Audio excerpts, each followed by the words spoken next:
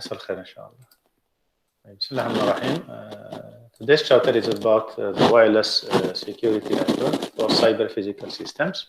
You want to see the network in CPS using wireless and what are the different types of attack that can be found in wireless sensor network, specifically for CPS.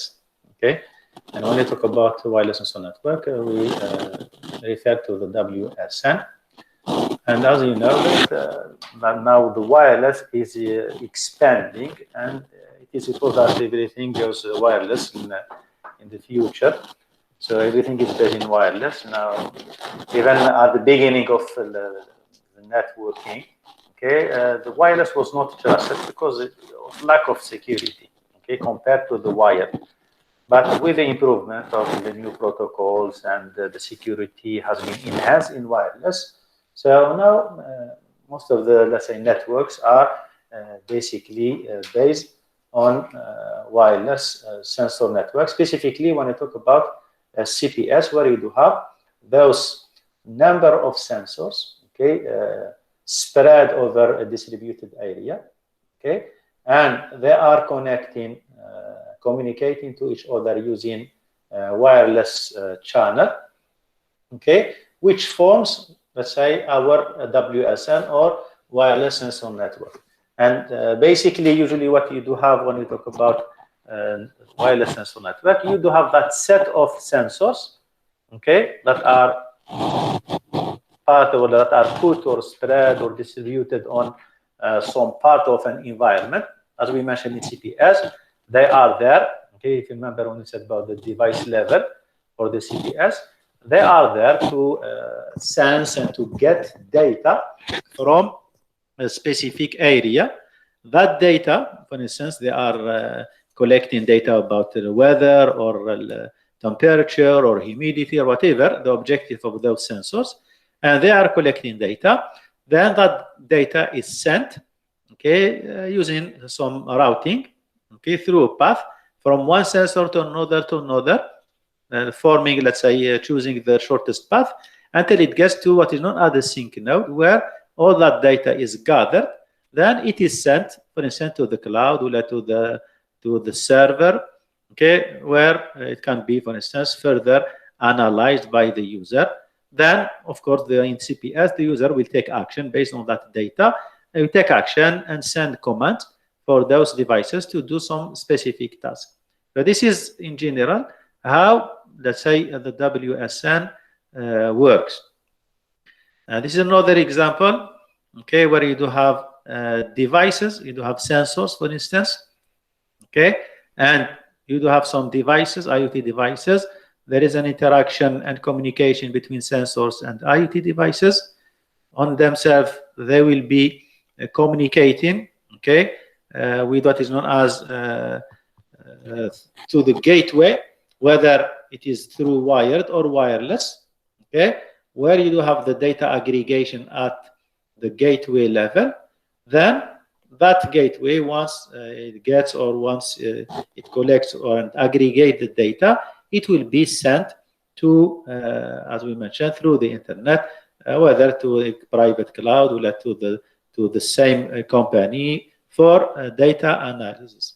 Okay, and this is in general the WSN from the sensors to the cloud, where the data will be further analyzed and actions will be taken and decision will be taken based on the analysis of the data.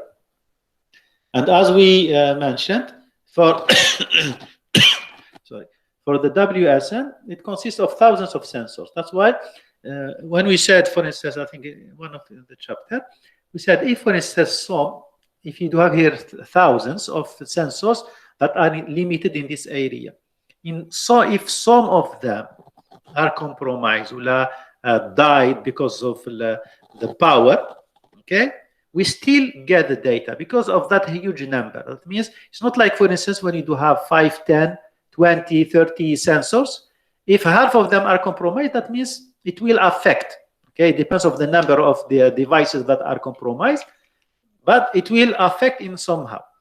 But if you said that you do have here in this small area, I do have thousands of sensors making or forming my wireless sensor network, that means, let's say, damaging or attacking some of them in terms of, in order, for instance, deplete their energy, will not affect the whole, let's say, network, because there are other sensors, there are other devices that will still running and collecting the data. Okay, so this is by definition when we say about WSNs, you do have thousands of sensors that are dispersed over a wide area. Okay, and normally, as we mentioned and we specified at the beginning for the CPS, we are said that those sensors are small devices. They do have limited communication. They do have limited capability in processing, in storing data, and they have also limited capability in energy because they rely on the battery. Okay, and that's why they are susceptible to many types of attacks. Okay, that will impact, let's say, the good running of those devices, with their, let's say, preventing them from achieving their objectives for what they have been put on that specific area. And it is in terms of monitoring those devices. If you have thousands, it is impractical to monitor all of those thousands devices, okay, individually. So that's why it makes WSN challenging in terms of securing a network that is based on such topology, which is WSN. For the WSN, as we mentioned, it can be found in many, let's say, many area. Okay, it can be found in government, military, transport, many areas they are using WSN. Okay, whether for sensing or tracking or automation or anything that is related and based on those small devices. Okay, so that means because of that huge, let's say, or let's say the applications of the WSN is widely, that means there are also prone to many threats and vulnerabilities and attack. Okay, each area or each domain has its own types of attack based on the devices. That's why when we talk about, this is just an example of the distribution of wireless sensor network that can be used in smart homes, smart structures, search and rescue, homeland security. You do find battlefield, for instance, surveillance. All those are using sensors. And when you talk about sensors, that means you are talking about WSN. Those sensors communicating between each other in a wireless manner, they form wireless sensor network. Now, when we talk about the WSN, okay, to recap, okay, it consists of network of sensors and actuators. Now, why we are saying actuators? As we mentioned, because we are talking about in CPS, that means when you get data, you analyze data and you send back commands to the WSN, to those devices, through actuators that will actuate and trigger, for instance, the mechanical device that is attached to the actuators. Okay, opening valve, closing, switching on light, turning off an AC, opening a garage door or a window. Okay, because of the data that was gathered by sensors, sent to the user. After analysis, the user decided that that fan should be turned off. That command will be sent to the actuator that is attached to the fan in a mechanical way, and it will trigger, let's say, the switch to be turned off or to be turned on. Okay, and this is what we talk about, those sensors, actuators, connected wirelessly to monitor and control. It's not just a matter of monitoring, looking at the data. We need to control a particular task, to open, to close, to turn off, down, whatever. Okay, in that specific area. So if you look at, for instance, the structure of WSN, Okay, we do have the sensor field where you do have those sensors. Okay, I do have sensor field, I do have mini sensor. This is my sensor field where those sensor devices are deployed, okay, for a specific, for collecting and sensing specific environment, collecting specific data. There are many types of sensors: temperature detector, CCTV camera, the processor, a smoke detector, light detector, noise detector.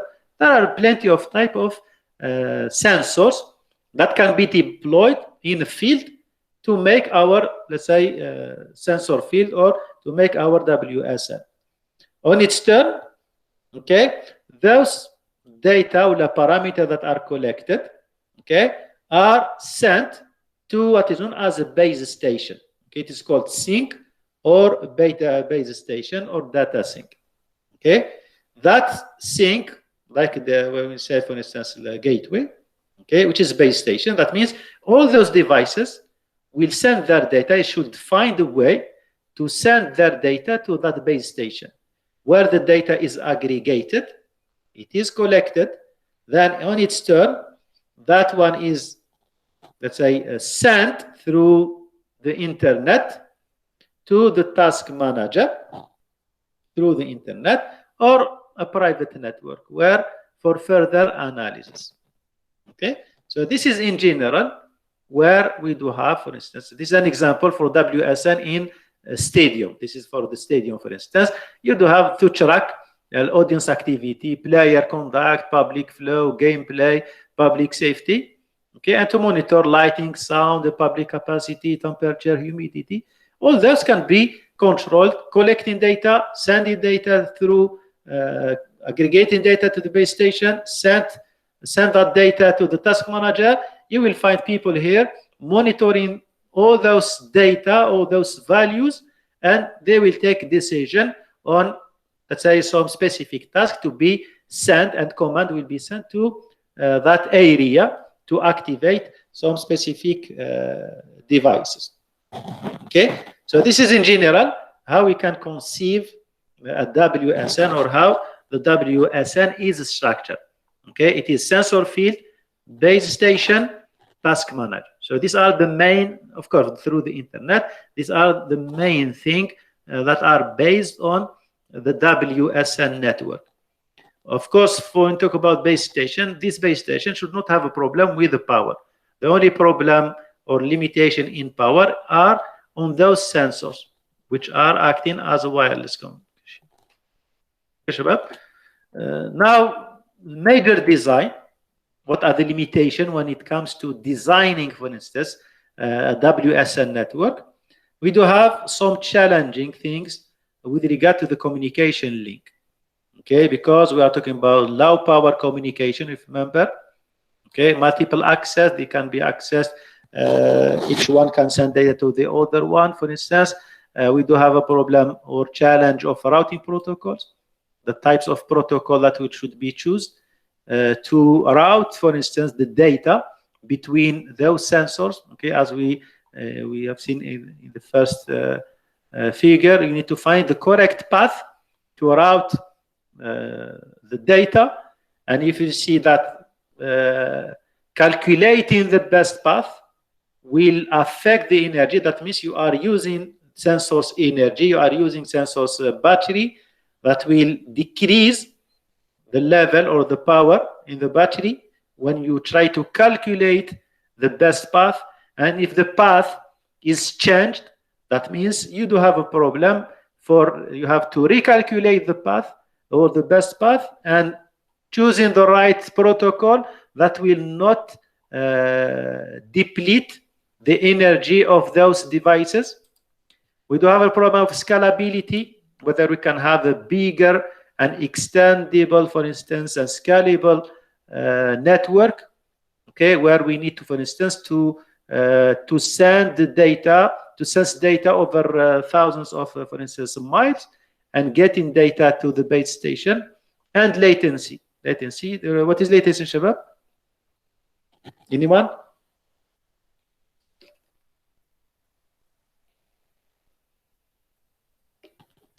Yes, guys? Anyone? Latency? Faras, Abdullah, Abdulaziz? Doctor, is it related to ping? Is it related what? To? Ping. Not only ping. Latency is the time it takes for a message to reach destination. Okay, for instance, I will say when I send a ping, like you said ping, that means how long does it take my ping to reach the destination? Okay, and should will not be delayed. Okay, when you get, for instance, a response, it should not get a delayed response. Or we mean I should have a little latency. That means quicker. Okay, that means the network should be quicker to reach destination. These are some types of challenges with regard to communication link and network design. We do have challenge design in information processing. We talk about distribution compression algorithm. When you talk about, for instance, what type when you gather data, are you going to compress the data in order just to make the data shrink in the size? And when it is sent, it will say be sent quickly or not. So this is another problem and challenging problem in the WSN design.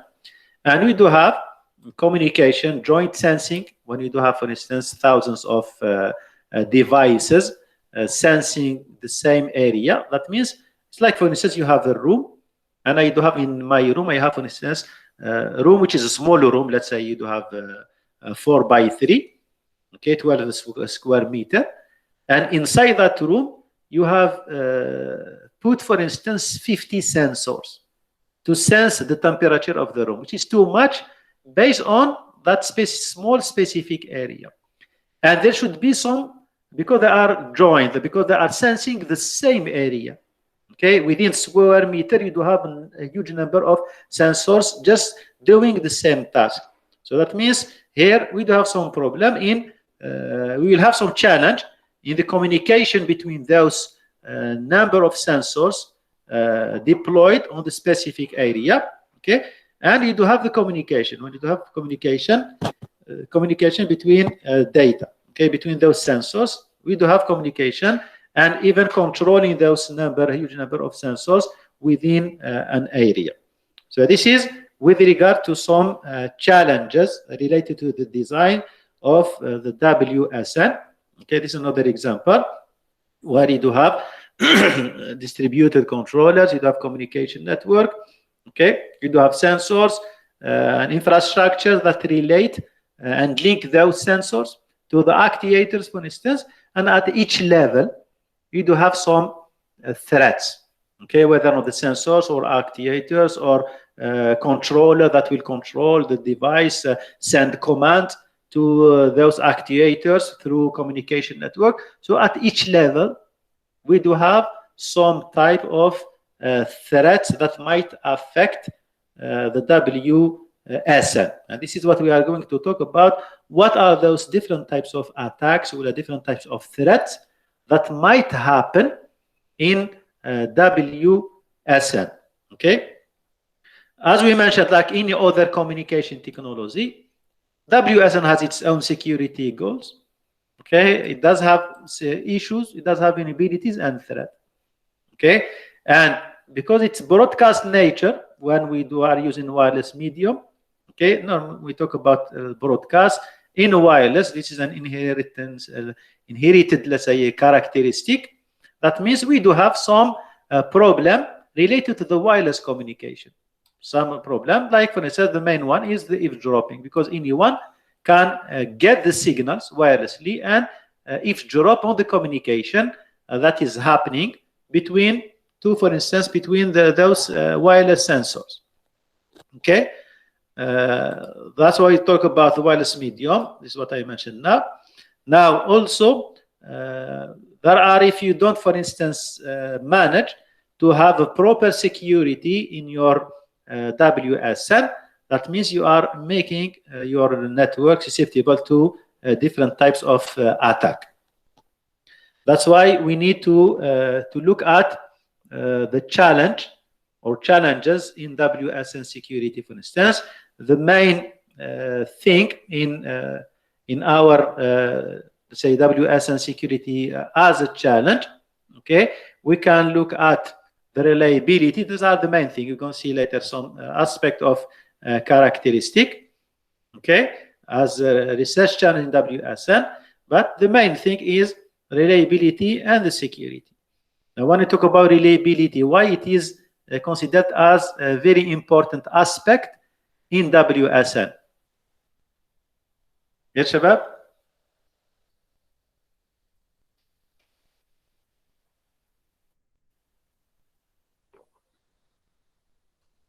Hello? Are you on, Shabab? What is reliability? The CPS devices work in the way we intended to. Why? Because in CPS, we said that when you sense data and you collect that data, and that data is sent to the controller or to the user, user will not just sit down and look at the data. He will analyze data, then send back, okay, the data. Based on the data analyzed, the user will send back command. This is the CPS. We are talking about CPS, okay?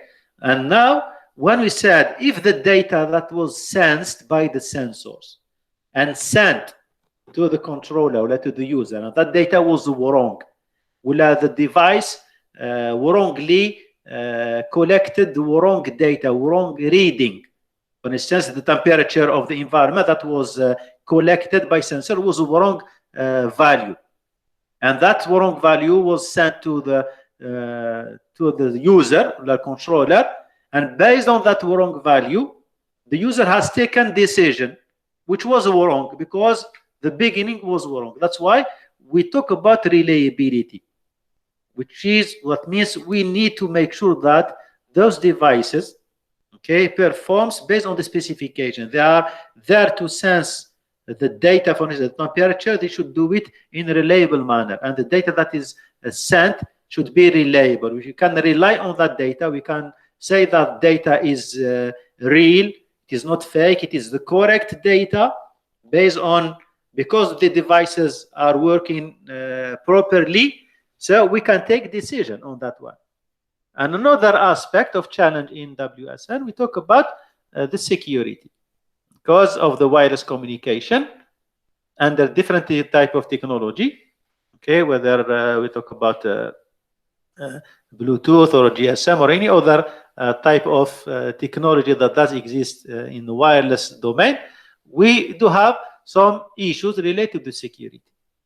As a general, okay, issues for WSN, there are some other. We do have, for instance, integrity. What is integrity, Shabab? Integrity of the data. The data should be accurate. Why? Not change, yani. Not change. This is what we mean. Integrity, that means when you send the data and the data is received at the end, that means no one has made changes to that data in transit. Okay, when you send the data from A to B, okay, I sent A, from A I sent the value 5, the B should receive 5, should not receive 3, or should not receive 10. Okay, that means no one has played and changed the data. Authenticity, it is okay. Authorization. What is authorization? Yes, Shabab?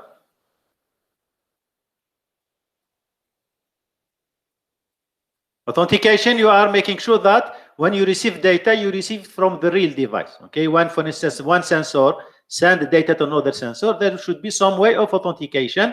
And when, for instance, a base station receives the data from sensors, okay, or when base station receives data from sensors, for instance, the base station should make sure that the data received is from a genuine device, okay, which is based on authenticated devices. There should be some type of authentication. Now, authorization.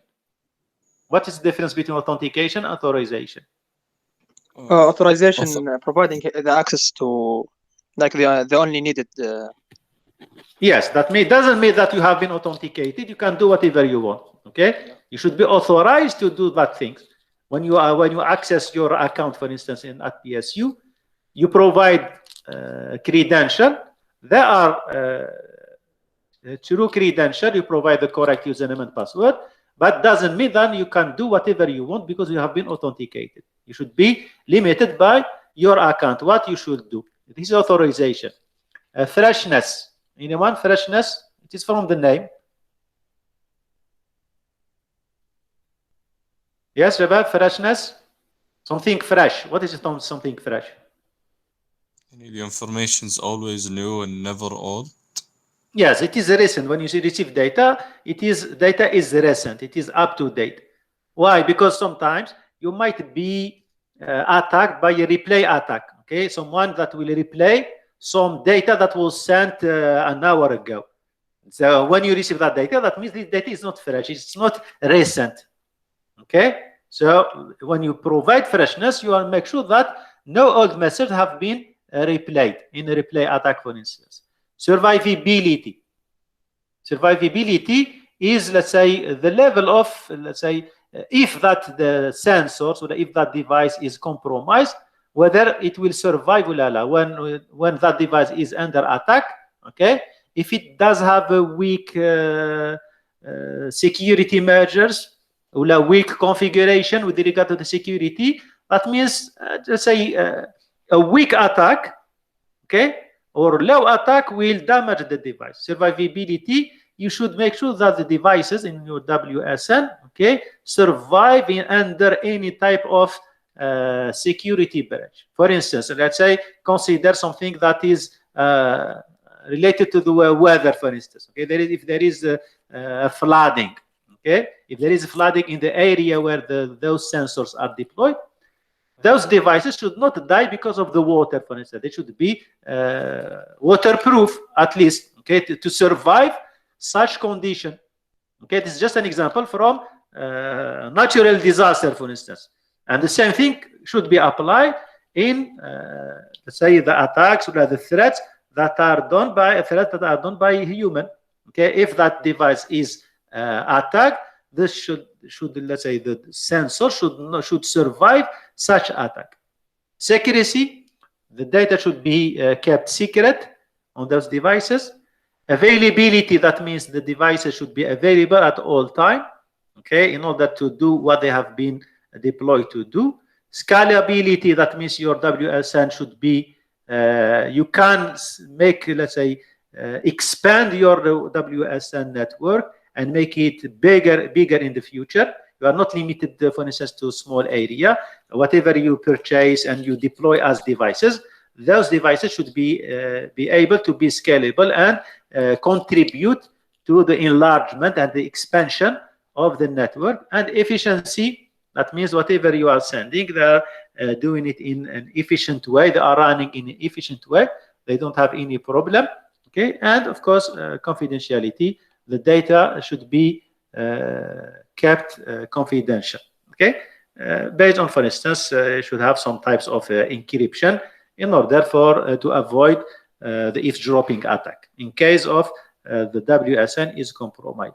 So these are, let's say, basically all the main characteristics or security characteristics that should be provided in WSN. For freshness, for instance, let's say for an example, you could have, for instance, if someone is replaying an attack, or sorry, replaying data, and that previous data, based on that previous data, decision was made to close the AC. Okay, but now, after that, the data was, let's say, dictated that the user will send the command to open the AC. Now, if that guy, the attacker will reply the data that dictates to close the AC, that means the user will take action to close an AC where it is not convenient to close it. Okay, why? Because the data was not fresh, because the user has taken into consideration an old data.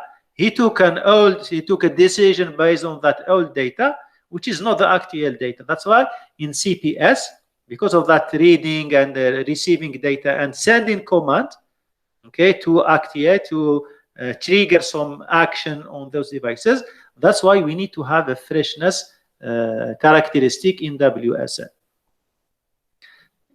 In terms of attack types, in attacker type of in WSN, you do have, as in any CPS, you do have an internal attack and external attack.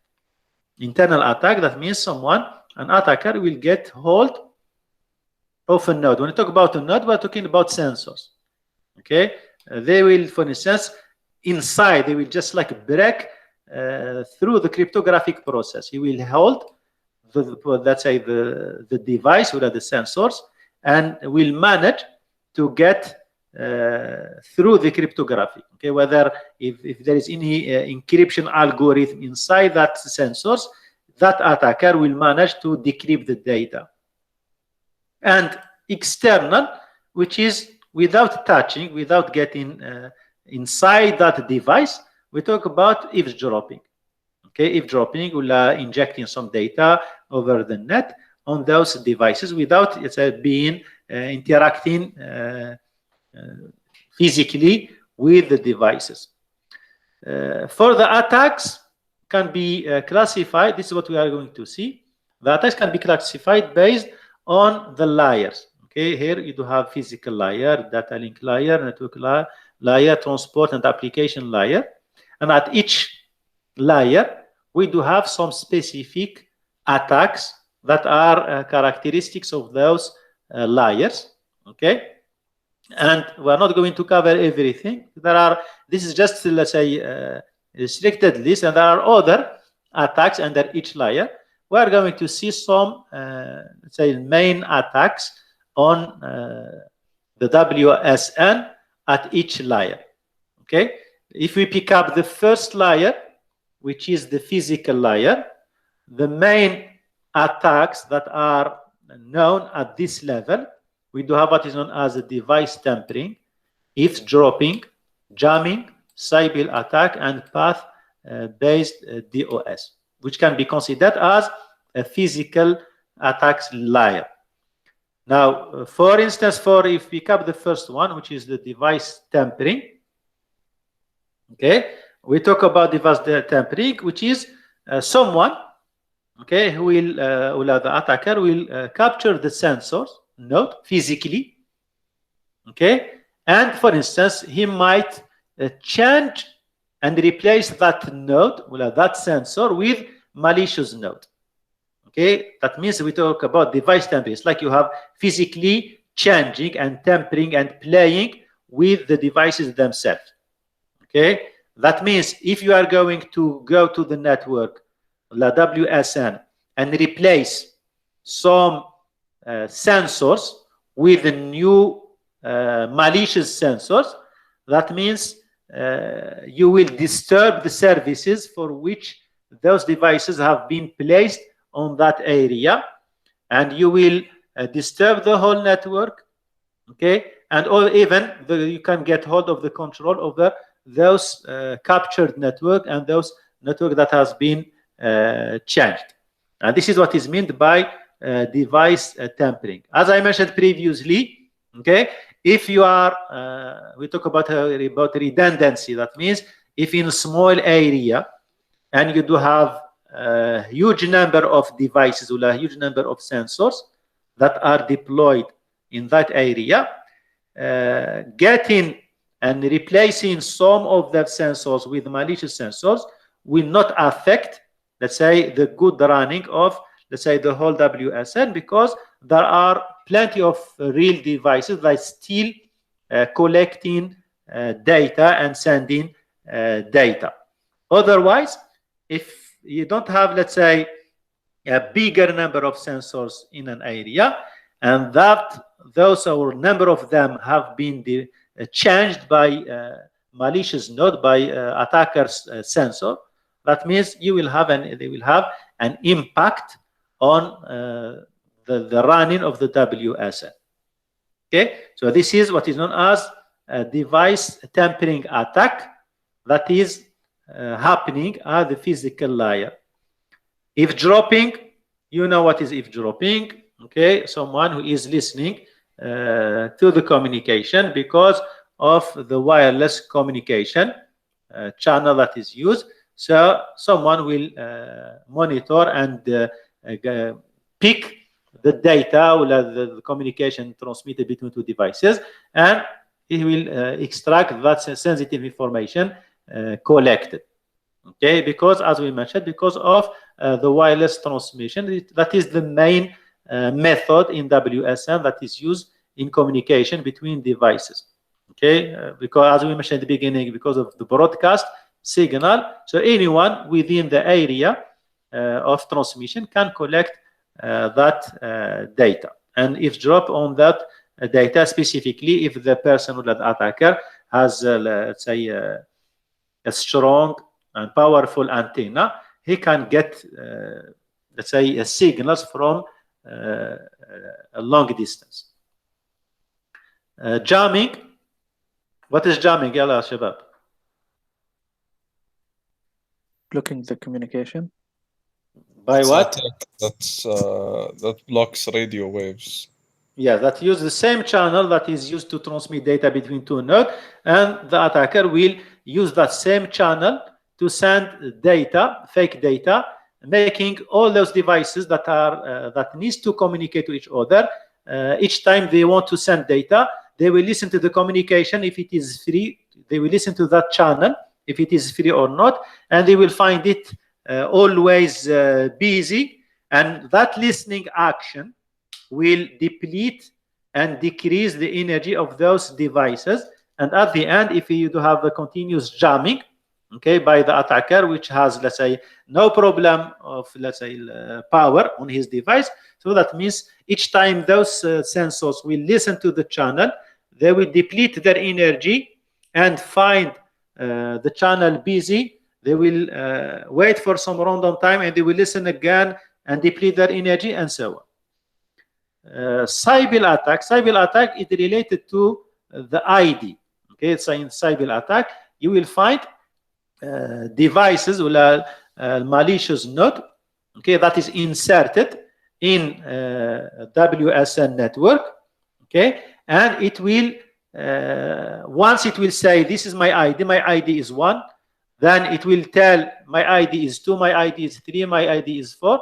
That means it will keep changing the identity of that malicious node, and that identity or those fake identities, like you do have someone who has 4 IDs, okay, and he will tell, once he will tell I am S1, then he will tell and I am S2, I am S3, I am S4. These fake nodes or fake IDs are called the Sybil node, and this data will be collected by the other normal sensor, and they will put it in their routing table. They will say, yes, there is a node called S1 in this place. There is another node called S2 in this place. But in reality, it is only one S.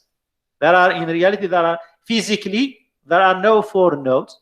There is only one sensor with pretending with 4 or whatever the number of ID.